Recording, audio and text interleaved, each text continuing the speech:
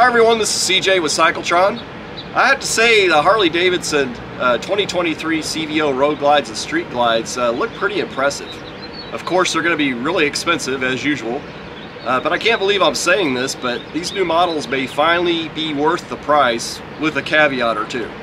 I'm going to cover what I think the key aspects will be for these new CVO models, who I think the target market will be, and what these new features will mean for the rest of the Harley Davidson touring lines in the years to come. So let's start off with the engine. You have the 121 cubic inch version of the Milwaukee 8 engine that now has variable valve timing, something that Honda motorcycles have had for what, I don't know, 40 years? But better late than never. Also, the performance numbers are rather impressive. 115 horsepower and get ready, 139 foot-pounds of torque. I mean, that's amazing. This bike is now at the top end of what is offered in the way of torque for any touring motorcycle. In fact, I don't recall that Harley's ever even mentioned what their horsepower figures was until this bike. Harley's also managed to shave off 35 pounds for the total weight of the bike. It's down to 800 pounds compared to 835 for a regular street glide or road glide model. One of the things you'll notice right away is the change, and I would say improved styling. Some people have said already that Harley has copied Indian in this regard, but frankly I think Indian has copied Harley. I mean, consider the fact that the current incarnation of Indian's only been around since 2013. So let me know what you think about that. Another big change is in the infotainment system that now includes a 12.3 inch color TFT display. This is the largest infotainment system currently offered on any touring motorcycle today. Another key feature that jumps out is the more extensive LED lighting for the main headlight and across the fairing, which I think looks pretty cool. I have to say I'm pretty impressed with what I see on these new CVO models, so let's talk about the price. The base color model is the dark platinum color at $43,000 plus freight, plus setup, plus Harley surcharge. The Whiskey Neat Raven metallic color is awesome, but has a $6,000 upcharge over the base color. So let's say someone's going to go for either the CVO Street Glide or CVO Road Glide with the Whiskey Neat color. You'd be at $51,000, and that's before any of the dealer surcharges, dock fees, and the just because fees that the dealers have been adding lately. Now, I'm never the type to tell anyone how much they should spend on a motorcycle or whether they should even get a motorcycle, but I'd say that maybe for the first time the case could be made that even at $50,000 or over, these bikes could be worth the price to some people. If you consider the fact that you could get an Indian Challenger, a BMW K1600 GT, or a Honda Goldwing having similar power, performance, and features for, say, around $30,000, how could I say that the new CVO could be worth the price? First, I think that most people would have to admit that the fit and finish on these CVO models is second to none. Also, there are many people who prefer the look and feel of a large, air-cooled V-twin engine. Finally, you add the fact that there just won't be many of these bikes sold, leads to the conclusion that for some people this is a must-have bike.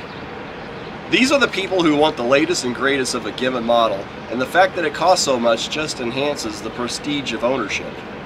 Putting aside these early adopters and those who just have to have the newest technology, the exciting thing that stands out to me is that many of these key features such as engine size, variable valve timing, larger infotainment system, enhanced rider aids, and improved lighting will no doubt find their way into the regular touring models, even if that takes a few years. What I'd like to see is the touring models have the same performance features that the CVOs have, but sell for around $30,000 instead of over $50,000. I recently did a video showing how Harley has carefully avoided falling prey to the Osborne Effect. This is the situation where a company manages to kill off demand for its existing products by announcing much better versions to be released in the near future. Harley avoids this by rolling out these new features in a limited number of high-priced models and gradually rolling out many of these key features to the regular models over a period of a few years. What if, instead of using this approach, Harley were to announce that all of these new features would be available on the full line of 2024 touring bikes to be released in January of 2024? I think that most people who would otherwise be planning to buy a new Harley touring bike would sit out this year and wait for the new models before making a purchase. This would devastate sales of the 2023 machines. So instead, I expect it'll take about 2 or 3 years before the first of these features, such as improved lighting, the larger 121 cubic inch variable valve timing engine, the larger infotainment display, and the full suite of rider aids to start showing up in Street Glide or Road Glide special models or the ST models. Probably the ST models first. So in this way, we should see Harley roll out the new features in the CVO models and have these features trickle down to the other models, and then they'll gradually keep improving the CVO models in turn. Now, I mentioned who I consider to be the main competition for Harley Davidson in this class of motorcycles.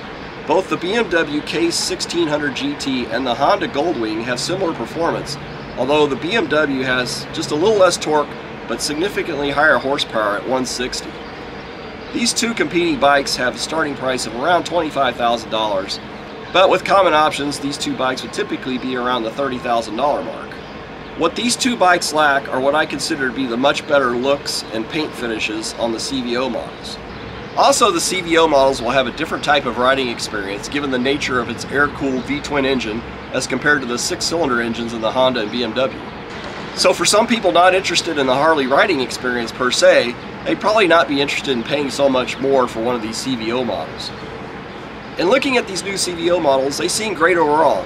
I will say I was surprised that the seats don't appear to be heated or cooled, which I think should be a standard feature at this price point. These new CVO models are scheduled to reach dealer showrooms this July. So what do you think? Do you believe that Harley has finally made some motorcycle models worthy of these high prices? Would you expect that many of these key features will show up in lower priced touring models within the next few years? Please let me know your thoughts, and thanks for watching.